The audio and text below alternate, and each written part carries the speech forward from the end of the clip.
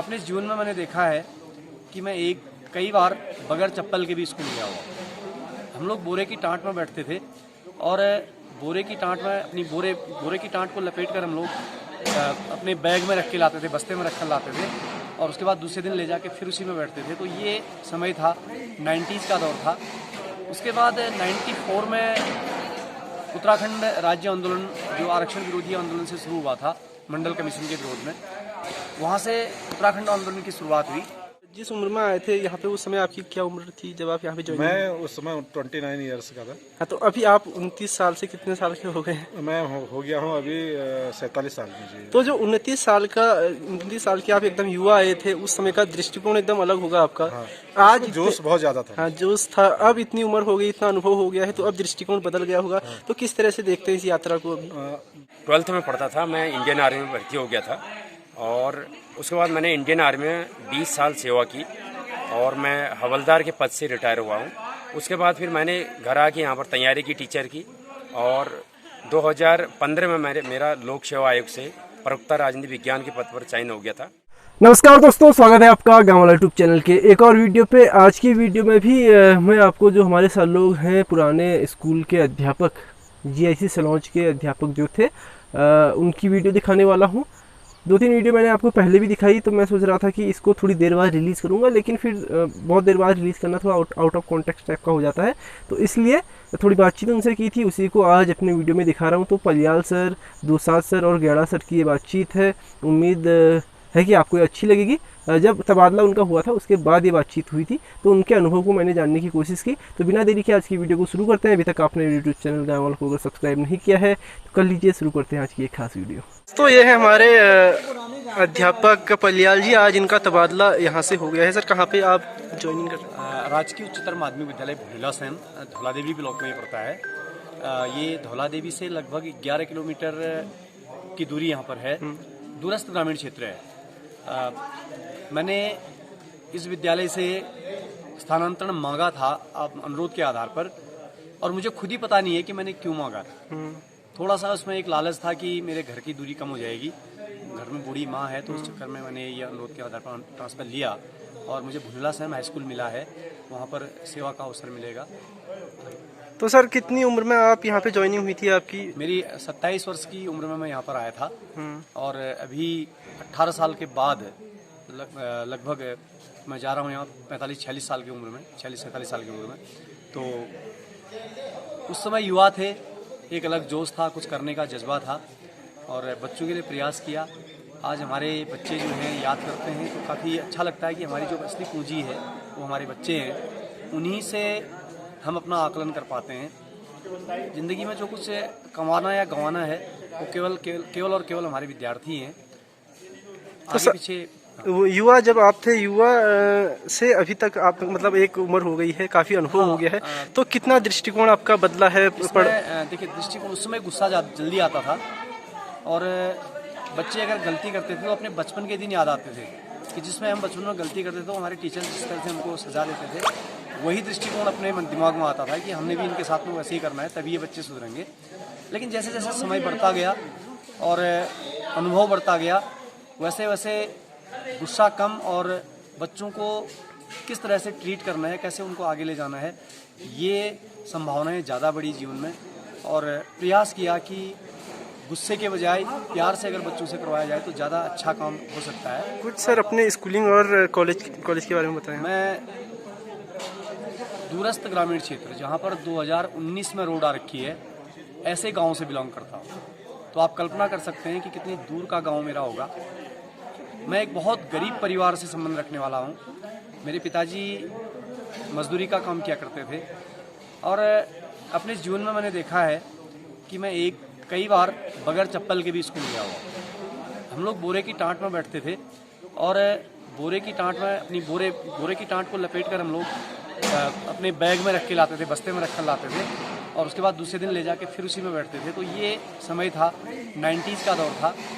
उसके बाद 94 में उत्तराखंड राज्य आंदोलन, जो आरक्षण विरोधी आंदोलन से शुरू हुआ था मंडल कमीशन के विरोध में, वहाँ से उत्तराखंड आंदोलन की शुरुआत हुई। उसमें मैंने इंटरमीडिएट किया राजकीय इंटर कॉलेज भोपाल से। तो जब प्रवेश हो रहे थे तो मैं पहले बेरीनाग गया। बेरनाग मेरा निकटस्थ महाविद्यालय था। तो प्रवेश के लिए मैं बेरनाग गया। तो बेरनाग जाने के बाद मैंने देखा कि वहाँ जो बच्चे थे उनका जो स्तर था वो अलग प्रकार का था। और उसी समय मेरे भाई साहब भी घर छुट्टी आए हुए थे, असम राइफल में वो कार्यरत हैं अभी भी। उन्होंने कहा कि यार अगर पढ़ना ही है तो बेरनाग क्या जाना है, कमरा तो वहाँ भी लेना है और दूसरी जगह भी लेना है, इसलिए कुछ ऐसा कर अल्मोड़े चले गए। मैं अल्मोड़ा आया 94 में, 18 अक्टूबर 1994 को मेरा एडमिशन हुआ था, क्योंकि उसमें लेट एडमिशन हुए थे। और 97 में मेरी ग्रेजुएशन कंप्लीट हुई। 99 में मैंने इंग्लिश से पीजी किया और उसी साल मेरा बीएड में सिलेक्शन हो गया था और 2000 में मैंने बीएड किया। तो इस प्रकार से मेरी स्कूल की यात्रा रही और बहुत गरीबी के साथ में हमने अपना जीवन यापन प्रारंभ किया था।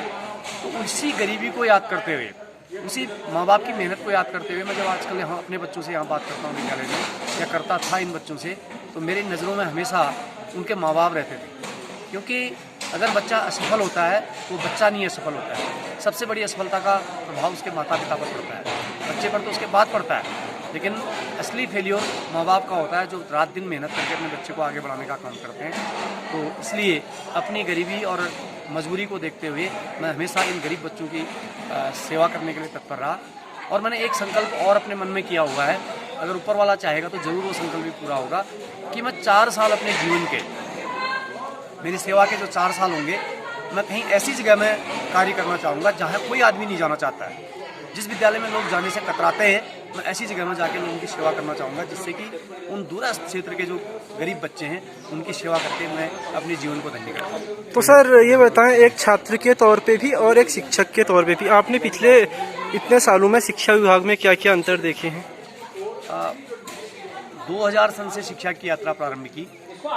उस समय की व्यवस्थाओं में और आज की व्यवस्थाओं में बहुत अंतर है, क्योंकि उस समय टेक्नोलॉजी का इतना ज़्यादा प्रचार प्रसार नहीं था और आज का समय जो है वो टेक्नोलॉजी का है, बच्चा एडवांस है। उस समय बच्चा जो है पूर्ण रूप से अध्यापक पर निर्भर करता था और आज बच्चा जो है अध्यापक के साथ साथ विभिन्न माध्यमों से भी अपना लर्निंग कर सकता है, सीख सकता है।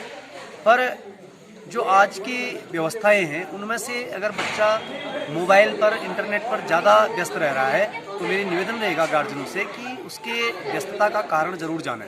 ये ज़रूर देखें कि बच्चा क्या पढ़ रहा है, आखिर उसके पढ़ने का तरीका, उसके देखने का तरीका, वो किस कंटेंट को देख रहा है, उसको ज़रूर नोटिस में रखें। क्योंकि ये जो हमारी मीडिया हैं, सोशल मीडिया है, या फिर जो हमारे इंटरनेट के माध्यम से जो जो चीज़ें हम देखते हैं, उसमें जहाँ 100% अच्छाइयाँ हैं तो कहीं ना कहीं 25% बुराइयाँ भी उसमें हैं। और एक बात मैं आप लोगों आपसे कहना चाहूँगा कि बुराई ज़्यादा जल्दी फैलती है, अच्छाई फैलने में समय लगता है, पर बुराई को काफ़ी जल्दी अपनी जड़ जमा लेती है। इसलिए ऐसी बुराई से कम 6 से लेकर 12 तक जो बच्चे अध्ययनरत हैं उनको बचाने का प्रयास जरूर करना चाहिए। हर अभिभावक को अपने बच्चे पर नज़र रखते हुए ही मोबाइल या कंप्यूटर उसको देना चाहिए। आखिरी सवाल नहीं, मतलब वैसे कि आप अपने बच्चों से, जो भी आपके साथ पढ़ रहे हैं, आपसे पढ़ रहे हैं, और जो पुराने छात्र हैं, उनसे क्या कहना चाहेंगे मेरे चैनल के माध्यम से?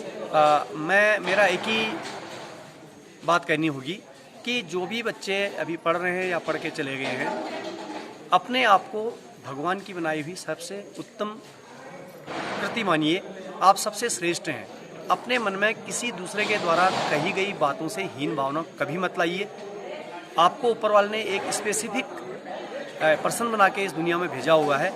अपने टारगेट को हिट करने का प्रयास कीजिए, उससे कम कभी मंजूर मत कीजिए। निश्चित तौर पर आपको सफलता मिलेगी और आप अपने उद्देश्य को प्राप्त कर पाएंगे और भटकाव की स्थिति में कदापि न जाए।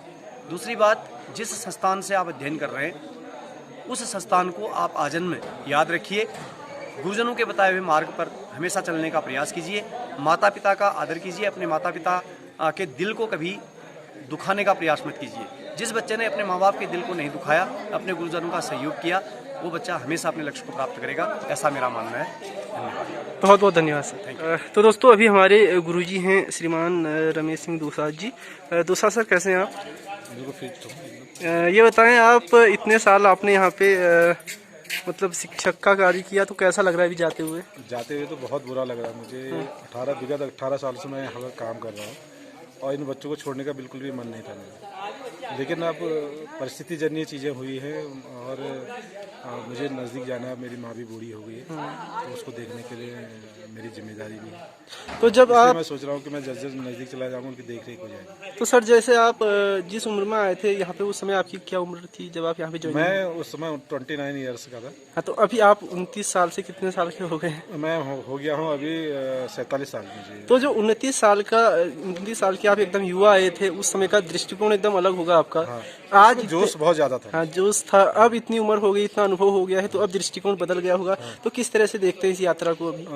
मैं बिल्कुल उस समय, जिस समय मैं यहाँ पर आया था, यंग था मैं एकदम, तो बच्चों में बहुत ज़्यादा जोश मैंने भरा भी, और बहुत अच्छे जितनी क्षमता थी मेरी, उस क्षमता से मैंने भरपूर बच्चों को पढ़ाया।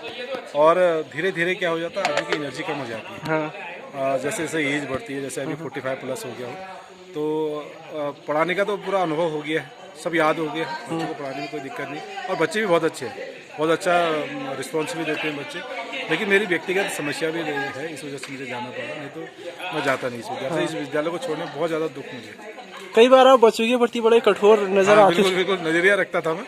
हाँ, कि कई बार कठोर आते थे, लेकिन वैसे अंदर से हमेशा ये लगता है। ना, दिक्कत ये थी, अनुशासन बनाने के लिए विद्यालय में किसी न किसी टीचर को आगे आना होता है। हाँ, बहुत ज़्यादा कठोर नहीं, बच्चे को समझाना, उसको एक मार्ग देना, ऐसा नहीं करना है। जैसे चेयर तोड़े तो चेयर नहीं तोड़ना है, स्कूल लेट मारे तो स्कूल टाइम से आना है, ये वाला दृष्टिकोण था मेरा। और जैसे बच्चे अमूमन करते हैं, अब उनको जानकारी नहीं रहती, उनका एज नहीं होती उनके पास, यदि वो थोड़ा सा कोई स्टेप गलत उठा देंगे, किसी का बुरा हो जाएगा, तो वो बच्चों की वो अनुभव नहीं होता है। और उनको सिखाना पड़ता है कि समय रहते जो है, समय के साथ साथ वो बदल जाएंगे, एज के अकॉर्डिंग वो बदल तो जाएंगे। इस अभी तक गाइड करना बहुत जरूरी होता है इस एज में। सर, अभी तक की सर्विस में सर ऐसा कभी हुआ कि कोई ऐसा इंसिडेंट हो गया है जिसने आपको थोड़ा कुछ अलग तरह से सोचने पे मजबूर कर दिया? किसी बच्चे के साथ ऐसी कोई बातचीत हो गई, या फिर किसी के साथ, मतलब किसी के साथ हाँ, भी? बच्चे अभी तक ऐसा कोई भी वो नहीं हुआ। बच्चे इतने सुंदर यहाँ के, इतने अच्छे इस वैली के बच्चे। कोई बच्चा मैं किसी को डांट भी दूँ, थोड़ा सा नाराज होंगे, फिर आ जाते मेरे पास, और मुझसे दूर नहीं जाते, क्योंकि उनको मालूम है कि सर जो है किसी भी प्रकार के सहयोग में किसी प्रकार की कोताही नहीं बरतते। जब हम 12वीं में थे, आप तब हमारे साथ क्रिकेट भी खेलते थे। आपने टीम भी बनाई थी, तो एक राजू हमारे साथ वाला था, टमटा, वो बहुत अच्छा खेलता था, आपने उसे बहुत मोटिवेट किया खेलने के लिए। बिल्कुल बिल्कुल याद है आपको इसके बारे में? हाँ हाँ, बिल्कुल याद है। और हम टीम लेके सिमेसर सोमनाथ ग्राउंड में जाते थे, और क्रिकेट में भी बड़ा शौकीन हूँ, क्रिकेट का, वॉलीबॉल का, और ये थ्रोइंग इवेंट से जो जेवलिन थ्रो होता है, गोला छेपण होता है, चक्का छेपण होता है, इसमें मैं इंटरेस्टेड भी था। अब धीरे धीरे जो है एज बढ़ने के साथ सारी चीज़ें छूट जाती है, और बच्चे जो है उस समय बिल्कुल एज ए दोस्तन ना, यहाँ स्कूल में मैं उनको डांटता काम करने के लिए, केवल काम करने के लिए होता था। स्कूल में उनको अपना लेसन जो है अच्छे तरीके से करना, जो चीज़ मैं पढ़ा रहा हूँ उसको रिवीजन करें। अब बच्चे ऐसा करते थे कि रिवीजन नहीं करते, वही डांट खाते। तो अभी आपका तबादला यहाँ से कहाँ हुआ है? मेरा हुआ GHS काटली में। GHS, अच्छा, काटली में गए हैं। तो क्या कहना चाहेंगे नए बच्चों को भी, पुराने बच्चों को भी? नए बच्चे भी अच्छे हैं और बहुत होशियार बच्चे हैं वहाँ के, और इस विद्यालय के जैसे बच्चे मुझे कहीं नहीं मिलेंगे। अच्छा, मुझे तो डांटने के बावजूद भी फिर घूम फिर के मेरे पास ही आते थे। हाँ, आते थे। हाँ, डांटूंगा, लेकिन डांटता उनके भविष्य के लिए। भविष्य के लिए। मेरा कोई ऐसा इंटेंशन बच्चे के प्रति नहीं रहा, और बच्चे बिल्कुल इतने अच्छे बच्चे हमारे विद्यालय के, चाहे लदुड़ा के हो, चाहे बले के हो, जितने बच्चे पुराने थे, सयाने बच्चे जो थे, अब तो छोटे बच्चे हैं, पहले बड़े बड़े बच्चे होते हैं, उनको कंट्रोल भी करते थे हम, लेकिन कंट्रोल हो गए वो चैलेंज जैसा होता था ना, कंट्रोल करना है करके, क्योंकि छात्र संख्या उसमें बहुत हमारे ज्यादा विष्णु सिंह बोरा जी थे, उन्होंने कहा कि स्कूल आप जैसा चलाना चाह रहे हैं। अच्छा, उन्होंने आपको पता एक तरह से फ्री हैंड दिया था? फ्री हैंड दिया था कि आप बच्चों को कंट्रोल करो, यहाँ बहुत ज़्यादा छात्र संख्या है, इस स्कूल को बहुत अच्छा बनाना है, अनुशासित बनाना है। तो बहुत बहुत धन्यवाद सर बात करने के लिए, और आपकी उज्जवल भविष्य की हम कामना करते हैं। तो दोस्तों, ये हैं श्री बलवंत सिंह गैड़ा जी, ये भी यहाँ पे अध्यापक हैं। हालांकि इनके साथ मेरा वो वाला संबंध नहीं है शिक्षक और गुरु वाला, क्योंकि जब हम यहाँ पे पढ़ रहे थे उसके बहुत बाद में ये लोग यहाँ पे आए। तो सर, कैसे हैं आप?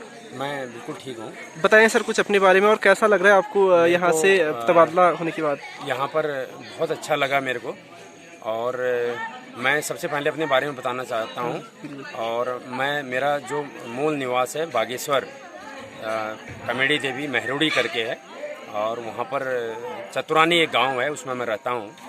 और उसके बाद मेरी शिक्षा वहीं से रही है, GIC शाहकोट से रही है, और कमेडी देवी मैंने पढ़ा है। उसके बाद मैं जैसे ही मैं 12th में पढ़ता था, मैं इंडियन आर्मी में भर्ती हो गया था और उसके बाद मैंने इंडियन आर्मी में 20 साल सेवा की और मैं हवलदार के पद से रिटायर हुआ हूँ।